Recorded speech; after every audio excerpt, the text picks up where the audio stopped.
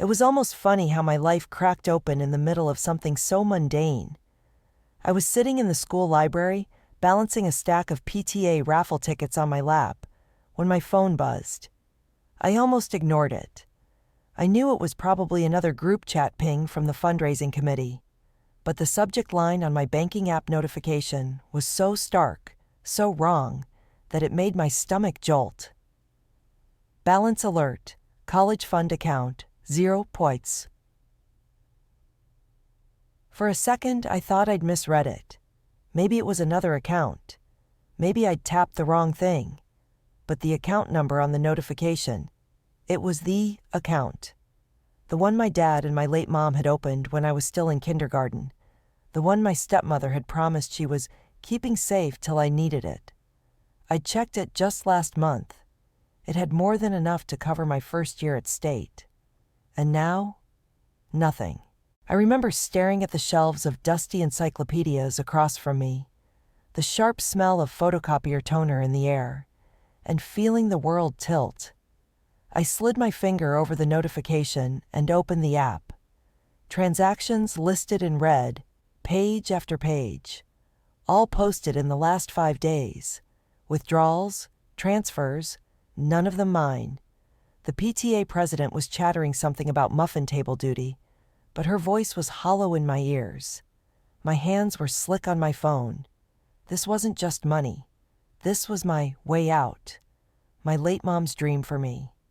My college acceptance was due in 2 weeks. Tuition deposits, housing forms, everything. Without that fund, my entire plan collapsed. I texted my stepmother immediately. "Did you move the money from the college account?" No typing dots appeared. After what felt like hours, but was closer to 2 minutes, her reply came. "Busy right now. We'll talk when you get home. Don't make a scene." The phrase hit harder than the balance alert. Don't make a scene? What scene? My life savings just vanished. Somewhere inside, a part of me already knew this wasn't a mistake. And if I was right, the next few hours would be worse than anything I'd imagined. I closed my eyes, took one slow breath, and decided I was going home directly after this meeting, but I had no idea who or what I'd be walking into. Shall I write the next chapter? Walking into the house that afternoon felt different. The air in the hallway was heavy, not from any smell or heat, but from the way silence seemed to stick to the walls. My stepmother's car was in the driveway, and the faint sound of television laughter came from the living room. I had to remind myself not to start shouting the moment I saw her. Instead, I walked in, dropped my bag onto the bench by the door, and said, as evenly as I could, "We need to talk, now." She didn't look up from the couch. Her legs were tucked under a fleece throw, a steaming mug in her hand. "Can it wait until after my show?" she said without pausing. "No, it can't," I answered, my pulse hammering in my ears. "The money is gone. Every dollar from the college account. Where is it?" Finally, she turned her head toward me, raising an eyebrow in a way that made my skin crawl. "Don't be dramatic. It's not gone. I just moved it where it can be put to better use. For the family." Those last 2 words hit like a slap. "For the family?" I repeated. "When I start college in 3 months, what's the plan? You think the school's going to take an IOU?" She sighed like I was being unreasonable. "Honey, you need to understand. Life is more than just books and dorm rooms. There were bills. Your father's been stressed. And I had an opportunity to help out my sister. The fund is still yours in spirit. This is all temporary." The way she said temporary made my stomach twist. I could see it in her eyes. There was no plan to replace that money before I'd need it. And then she added, like it was the most natural thing in the world, "We'll get you sorted. Maybe community college for a year or 2, and then we reassess." I had to stop myself from laughing out loud, because deep underneath the panic, anger was starting to burn. This wasn't a misunderstanding. This was control, plain and cold. My late mother's gift to me was now shackled to my stepmother's idea of my future. In the pit of my stomach, I felt something else too. Proof that whatever small red flags I'd ignored before, they were leading here all along. And I started remembering them in sharp, unshakable detail. Shall I write the next chapter? Looking back, those small things I'd brushed off felt like flashing neon warnings I hadn't wanted to see. The first time was nearly a year ago, in our kitchen. I'd been baking brownies for a school charity sale, and the mail came in. She slid one envelope into her cardigan pocket before I could see it. When I asked what it was, she smiled and said it was just from the bank and that she'd keep it safe. I assumed it was for her own account. Why would I think otherwise? Then there was the day she borrowed my college fund card. It was just before Christmas. She told me she needed to check the balance in person to make sure the interest rate was still good. When I offered to go myself, she laughed like I was being silly and said, "It's fine, sweetie. You focus on finals. I'll handle the grown-up errands." The card didn't reappear for 5 days. And about 6 months ago, I tried logging into the account to see how much the small deposits from my part-time job had added up. My password didn't work. When I asked her, she said the bank must have changed the policy and that she'd set a new password so no hackers could get in. I remember the way she pressed her hand over mine and said, "You don't need to worry about those numbers. I'm taking care of everything." At the time, it sounded like protection. Now, it sounded like possession. Sitting in my bedroom that night, staring at my acceptance packet from State, I replayed every time she'd stood between me and that account. It hadn't been about safeguarding the money. It had been about making sure I couldn't access it without her permission. I kept asking myself, was she planning this the whole time? Or had she just taken advantage when the chance appeared? Either answer tore at me, because in both cases, she hadn't just taken my money. She dismantled my trust in the idea that she was ever looking out for me. But the worst part came next. When I tried to call her out, the conversation took a turn I didn't see coming. Shall I write the next chapter? The next morning, I found her in the kitchen, humming to herself while slicing strawberries into a ceramic bowl. It was almost surreal, the casual domestic scene against the roaring in my head. "I want to talk about the withdrawals," I said, standing in the doorway. She didn't even blink. "We already did," she replied smoothly, arranging fruit in neat spirals like we were on some cooking show. "No," I said, stepping closer. "We skirted it. You took the money." Her knife clinked down onto the counter. She turned, leaning one hip against it, arms folded. "Listen," she said, in that low, deliberate tone that was always a warning. "You are making this into some kind of betrayal. It's not. You're young. You don't understand how unpredictable life is. Sometimes resources need to be reallocated." My jaw tightened. "Reallocated without telling me? Without even asking? That fund was—" She cut me off with a mocking laugh. "Oh my God, do not make a scene in this house. Your father will hear you raising your voice and think you've lost your mind. Honestly, you sound entitled. I didn't realize you valued money over your family's needs." And there it was, the script flip. Somehow, I'd gone from being the one robbed to the one accused. "All I'm saying," she went on, "is don't be ungrateful. Some people don't get help with school at all, and you're acting like I've destroyed your life. Maybe this is a sign you should grow up, work for what you want, and stop expecting handouts." Handouts. The word stung so sharply I had to take a step back. My mother had spent years quietly saving that money while working 2 jobs. I'd spent my high school years juggling tutoring gigs and retail shifts to contribute to it. This wasn't a handout. It was my lifeline. But before I could fire back, she added with a sweet smile, "And by the way, don't go discussing this with PTA parents. It's private family business. I'd hate for people to think you're dramatic." The effort it took not to throw something was physical. I swallowed the heat in my throat, because one thing was now certain. This wasn't just about the money. She was managing perception. Mine, hers, and what the outside world thought. That resolve in me flickered to life right then, because if she wanted to keep this quiet, I was going to make sure the truth found a crack to slip through. And she ended up giving me the perfect opening sooner than I could have planned. Shall I write the next chapter? It happened 3 days later at the Spring Carnival fundraiser. The gym was strung up with those flimsy paper streamers that tore if you so much as looked at them too hard, and the whole place smelled like cotton candy and nachos. I was working the ticket booth when I spotted her across the room, standing with a group of moms by the bake sale table.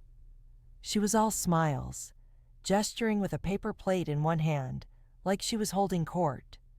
I wasn't paying close attention until I caught my own name drifting through the fake cheer buzz of their voices. "Well, she thinks she's going to state," my stepmother was saying, just loud enough for the cluster around her to hear. "But, some of us need to learn real life before fancy degrees." There was laughter. Not cruel exactly, but that knowing mom chuckle that says, "Oh, teenagers." I froze. My cheeks burned, but my hands were ice cold. There it was, my future being tossed out like gossip crumbs, my college plans reduced to a punchline. And it wasn't just careless, it was deliberate. She wanted ears on it. She wanted to plant the image of me as an overindulged kid who couldn't handle reality. One of the other moms glanced over at me, catching my expression, and for a split second, her smile faltered. That was when I knew. Somebody else had heard the knife under the sugar in my stepmother's tone. When I packed up my ticket booth shift early and went to the parking lot, I sat in my car with the window cracked, letting the April air sting my face. That public little comment had just turned something over inside me. If she was willing to chip away at my reputation here, in the school community where I'd worked to make connections, and where teachers had already written me recommendations, she was trying to cut me off from more than just my college fund. She was trying to make sure that if I fought her, I'd look like the spoiled villain in someone else's story. I stared at the steering wheel and realized I couldn't just argue with her behind closed doors anymore. I needed to get in front of this, to protect both my future and my name. I had no idea yet how badly my first attempt was about to fail. Shall I write the next chapter? My first plan was simple, at least in theory. Get the paper trail from the bank, bring it to my dad, and let the facts speak for themselves. No drama, just numbers. I thought reason would win. The next morning, I skipped the bus and walked straight to the branch where the account had been opened. The tellers knew me. They'd seen me over the years, depositing crumpled bills and rolled coins from whatever job I could squeeze in after school. When I asked for a full printout of the last 6 months, the smile on the teller's face stiffened. She tapped at her keyboard, then turned her screen slightly away from me. "I'm sorry," she said softly. "You're listed as a secondary beneficiary, but the primary custodian has to authorize release of detailed transaction records." The primary custodian, that was her, my stepmother. "What about just the current balance?" I asked, my voice tight. She hesitated, glanced toward the manager's office, and then said, "It's 0. She lowered her voice. I really shouldn't even say that without her permission. The frustration was like a pounding pulse in my ears. My own name was on that account, but not in a way that gave me any control. It was a facade of ownership. That night at dinner, I slid the bank's authorization form across to my stepmother. "All you have to do is sign this so I can get the statements." She didn't even look at it before pushing it back toward me with one manicured finger. "No." "Why?" I pressed. "Because," she said, taking a slow bite of her salad, "I don't owe you an explanation for private family finances." My dad looked between us, sensing tension, but she slapped a bright mask over her face and said, "Let's not ruin dinner with legal talk." Her tone made me seem like the aggressor. After that, she cornered me in the hallway as I was heading to my room. Her smile was gone. If you start digging in places that aren't your business, it won't end well for you. I can make sure of that. It was the kind of threat wrapped in enough vagueness to make you doubt if you'd just been threatened at all. But I knew. And as shaken as I felt, a colder resolve was settling in me. If she wanted to lock me out, I had to find a way to get in through another door entirely. And the unexpected key showed up in the most ordinary, forgettable place, tucked inside an envelope that shouldn't have been where it was. Shall I write the next chapter? It happened when I was cleaning out the catch-all drawer in the dining room, the one stuffed with old takeout menus, birthday candles, crumpled receipts, and expired coupons. I was hunting for a spare battery for my calculator when my fingers hit the edge of an unsealed envelope buried under a pile of grocery flyers. The envelope was heavier than paper alone. I slid it open, and my breath stalled. Inside were a stack of folded receipts, glossy, ink still crisp, and they weren't from anywhere near our town. Names of high-end boutiques printed across the top, totals that made my stomach knot. $465.70, $299, $819.45. I flipped through quickly. Designer handbags, jewelry, a weekend spa resort with a 3-digit nightly rate, all within the last 3 weeks. Then I saw it, at the very bottom of the pile, a bank receipt for a withdrawal matching the exact day and amount when my fund plummeted from enough to near zero. It wasn't just a line item on a screen. Here it was, physically, proof of the transfer. The dates told the story like bullet points. Withdrawal from my account, retail store purchase, another withdrawal, resort charge. The chain was almost comically bold, as if she hadn't even thought she'd need to hide it well. My hands shook, part adrenaline, part fury, because now there was no helping her sister, no temporary family emergency. This was indulgence, pure and shameless. She hadn't just stolen my security. She'd burned it on herself. I slid the receipts back as neatly as I could, though my mind was already racing ahead. If I went to my dad right now, maybe he'd finally see past her words. But then doubt trickled in. She had a way of spinning even the ugliest truths until they sounded reasonable. If I didn't present this right, she'd twist it into me being a spiteful kid making things up, which meant I had to time it exactly right. He and she, both in the same room, with no convenient exits for her, and the proof in my hand, before I even opened my mouth. I didn't know that setting that stage would force me into a scene I could never walk back from, and the moment I crossed that line, there would be no returning to family as usual. Shall I write the next chapter?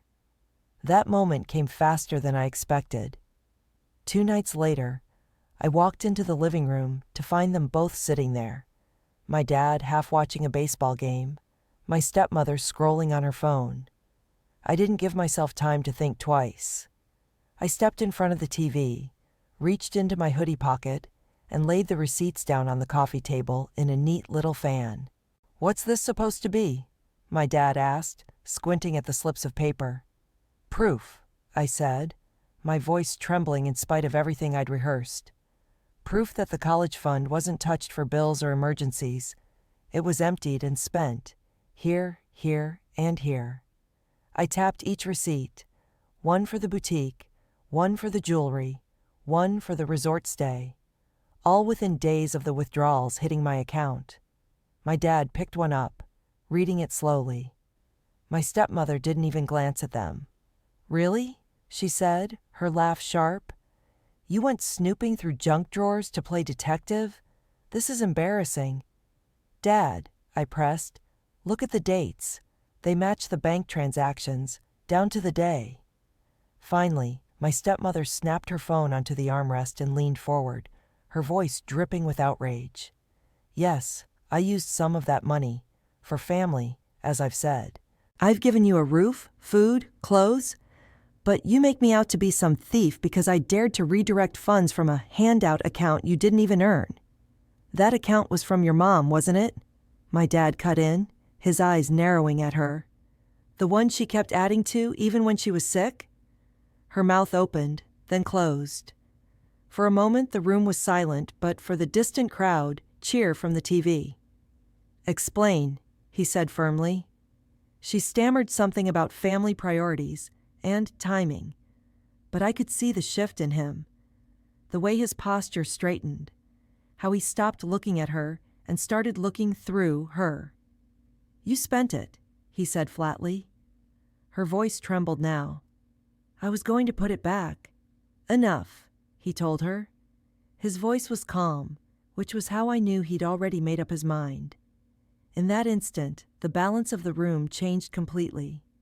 But neither of us yet knew how deep the fallout would cut, or who else it would drag into its path. Shall I write the next chapter? The fallout came the very next morning. I woke to the sound of drawers slamming in their bedroom and my dad's low, clipped voice. I couldn't make out all the words, but the tone said everything. By the time I padded downstairs, still in my sweatshirt from the night before, she was sitting at the kitchen counter with her arms crossed, a suitcase by her feet. My dad was at the other end of the counter, holding a stack of folders. Bank statements, account info, insurance papers. From now on, he said to her in a voice that didn't waver, you have zero access to any family accounts. Zero. She scoffed, but it was a weak sound. So she gets what she wants. Figures. What she wants, he shot back, is to go to the college her mother saved for. What I want is to know the person I married won't steal from my kid. The words landed heavy in the air.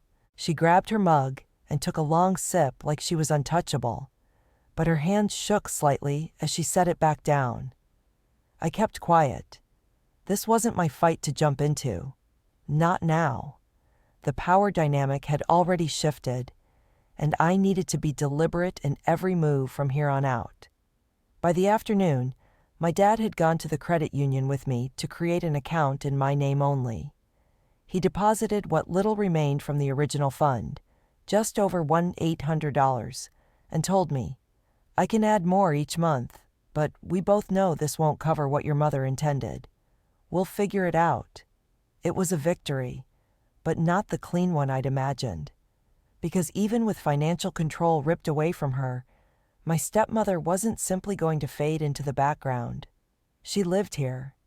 She had history with my dad, and I could feel it in the way her eyes followed me over dinner that night. She was calculating. Protecting the money now was one thing. Protecting my future from her reach entirely. That was going to be another battle. And I had to decide if fighting it was worth the cost, or if there was a different kind of win I should aim for next. Shall I write the next chapter? I spent the next few days in a kind of exhausted daze, half celebrating the fact that the account was finally mine, and half bracing for whatever my stepmother's next move would be. She was quieter than usual. No fake cheer, no passive-aggressive just-saying comments, which made me more uneasy than her usual barbs. Silence was her incubator. One evening, while I was applying for yet another scholarship at the kitchen table, she walked in and stood across from me. You think you've won something, she said, her voice low but steady. But your little evidence show cost you more than you realize.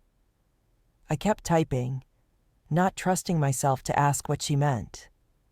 You've split this family in a way that doesn't heal, she continued. Your father will never look at me the same way again, and he'll blame you. Maybe not now, but later, when things are harder than you think. Remember, he hates conflict. It was such a precise shot, aimed at the one fear I hadn't said out loud. What if she was right? What if defending myself made me look like the root cause of the fracture? But when I looked up at her, I realized something. That speech wasn't about warning me. It was about planting a seed, hoping insecurity would make me play smaller, apologize, hand her control again in some other form. She was already pivoting from financial theft to emotional manipulation. I closed my laptop and said, "This is my life. Not yours to spend, not yours to decide." Her eyes narrowed. "We'll see." It wasn't a threat loud enough for my dad to overhear, but it was enough to nail down my next step. This wasn't just about patching up what she'd taken.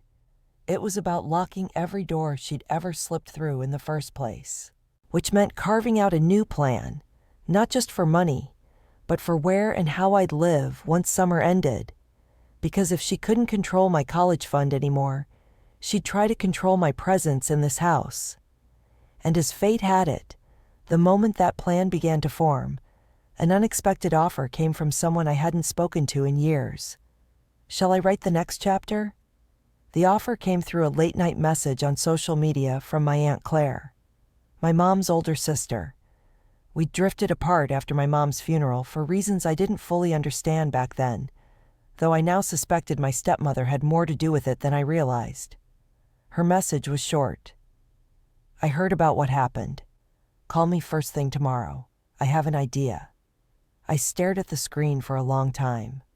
Part of me wanted to believe she was misinformed, that rumors had stretched this whole mess beyond recognition. But another part of me, the part that remembered how fiercely Aunt Claire and my mom had fought for each other, knew she wouldn't be reaching out unless she believed I needed help. When I called the next morning, her voice was warm but steady. "I have a spare room. It's yours, rent-free, until you finish your degree." I blinked hard against a rush of shock and relief. "Are you serious?" "Yes. Your mother would have wanted it. This woman," she didn't use my stepmother's name, "has already taken enough from you. You need space to breathe and rebuild before you burn yourself out juggling classes and working to survive under her roof." Her words landed like a life raft being dropped into freezing water. Leaving my dad behind felt cruel. He wasn't the enemy here. But the thought of spending another year tangled in my stepmother's reach made my chest tighten. That night, I sat across from my dad in the living room. "Aunt Claire offered me a place to stay. I think I should take it, at least for the first year of school." He looked pained, rubbing his forehead. "I'll miss you, but I understand." His voice dipped lower. "If this is what you need to stay focused and safe, then do it." He paused. "And don't worry about her. I see her now for what she is." When I went upstairs later, I passed my stepmother in the hallway. Her lips curled into a slight, knowing smirk, like she thought she'd won by driving me out. But the difference now was that I wasn't leaving because she'd forced me to. I was leaving on my terms, with a path forward she couldn't touch.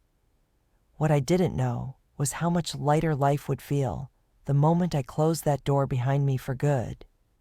Or how much that choice would teach me about the boundaries nobody can take unless you hand them over. Shall I write the final chapter?